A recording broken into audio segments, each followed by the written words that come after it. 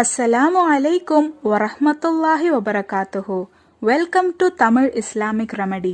அல்லாஹு தஆலா தன்னோட அடியான ஏதாவது ஒரு விஷயத்துல சோதிச்சுக்கிட்டே தான் இருப்பான். அப்படி இருக்கிற சோதனைகள்ல நம்மள பல பேருக்கும் இருக்கிற ஒண்ணுதான் பொருளாதார ரீதியா வர சோதனை.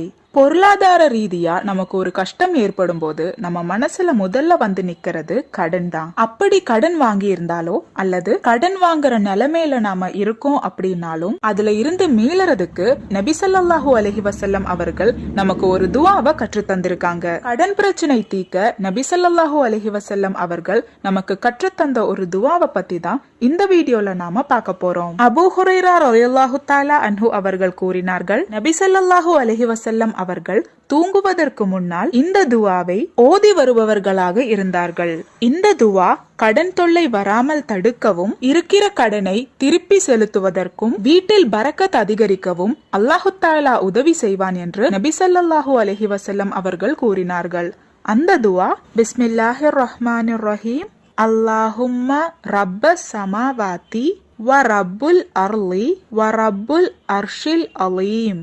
ரப்பனா وَرَبَّ كُلِّ شَيْءٍ فَالِقُ الْحَبِّ وَالنَّوَى وَمَنزِلَ التَّوْرَاةِ وَالْإِنْجِيلِ وَالْفُرْقَانِ أَعُوذُ بِكَ مِنْ شَرِّ كُلِّ شَيْءٍ أَنْتَ آخِذٌ بِنَاصِيَتِهِ اللهم أنت الأول فليس قبلك شيء وأنت الآخر فليس بعدك شيء وأنت الظاهر فليس فوقك شيء وأنت الباطن فليس دونك شيء اقضِ عنا الدين وأعِنْنَا من الفقر. بسم الله الرحمن الرحيم.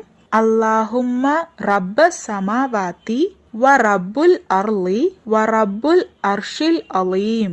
ربنا وَرَبَّ كُلِّ شَيْءٍ فَالِقُ الْحَبِّ وَالنَّوَى وَمَنزِلَ التَّوْرَاةِ وَالْإِنْجِيلِ وَالْفُرْقَانِ أَعُوذُ بِكَ مِنْ شَرِّ كُلِّ شَيْءٍ أَنْتَ آخِذٌ بِنَاصِيَتِهِ اللهم أنت الأول فليس قبلك شيء وأنت الآخر فليس بعدك شيء وأنت الظاهر فليس فوقك شيء وأنت الباطن فليس دونك شيء اقضِ عنا الدين وأعِنْنَا من الفقر. இந்த துஆவை நம்ம தூங்க போறதுக்கு முன்னாடி வலது புறமா சாஞ்சு படுத்து ஓதணும். நான் ஏற்கனவே சொன்ன மாதிரி இந்த துஆவை நாம ஓதி வந்தோம்னா கடன் இல்லாத ஒரு நிறைவான வாழ்க்கைய அல்லாஹு தஆலா நமக்கு அமைச்சு கொடுப்பான். அல்லாஹு தஆலா நாம் அனைவரையும் குஃப்ரிலிருந்தும் ஷிர்கிலிருந்தும் பாதுகாப்பானாக. ஆமீன்.